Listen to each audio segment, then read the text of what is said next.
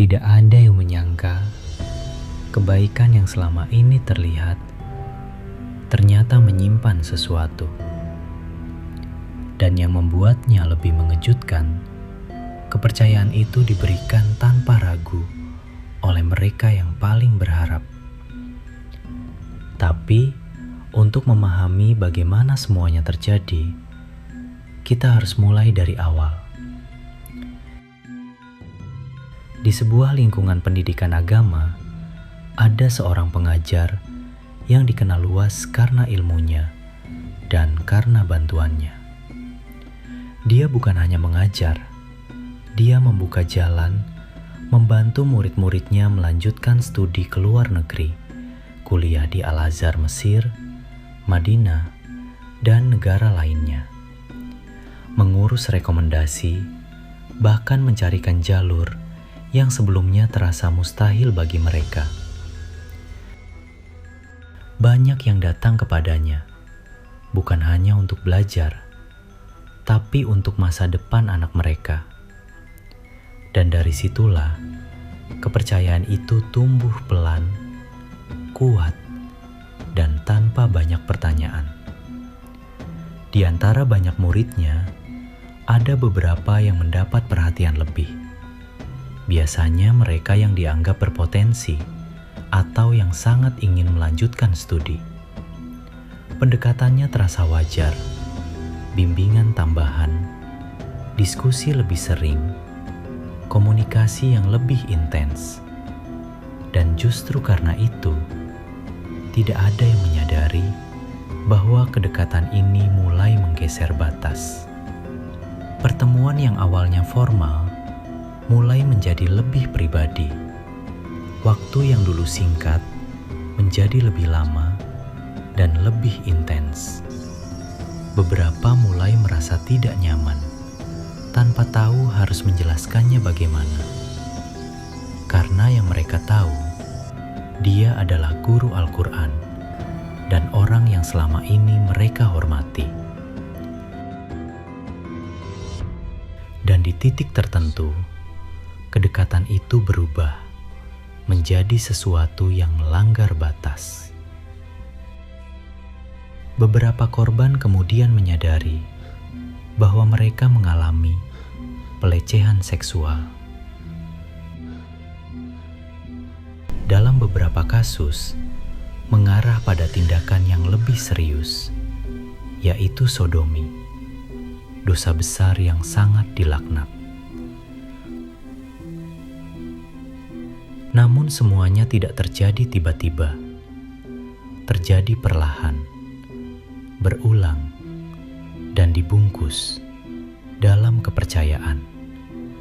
Sehingga banyak dari mereka tidak langsung menyadari apa yang sebenarnya sedang terjadi.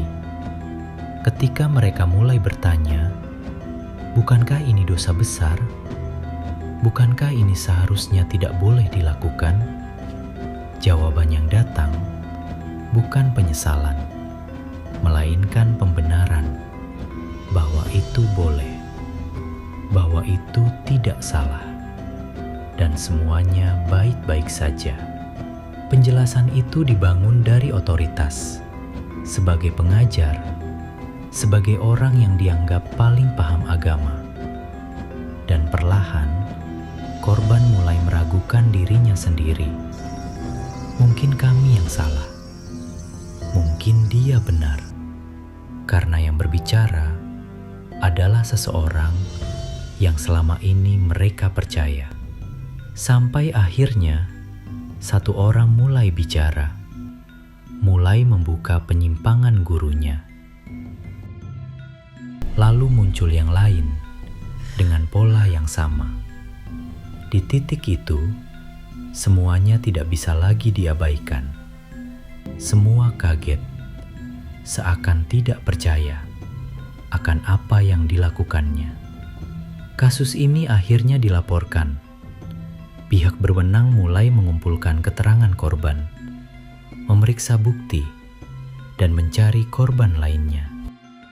Semakin dalam digali, semakin terlihat bahwa ini bukan kejadian baru. Kasus ini mulai diketahui publik.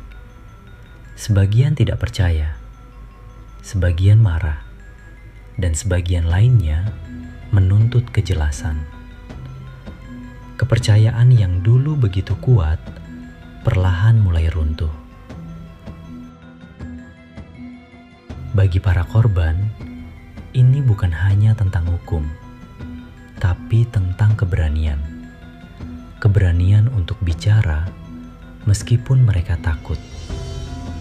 Kadang, yang paling sulit bukan menemukan kebenaran, tapi menerima bahwa kebenaran itu datang dari seseorang yang selama ini kita percaya.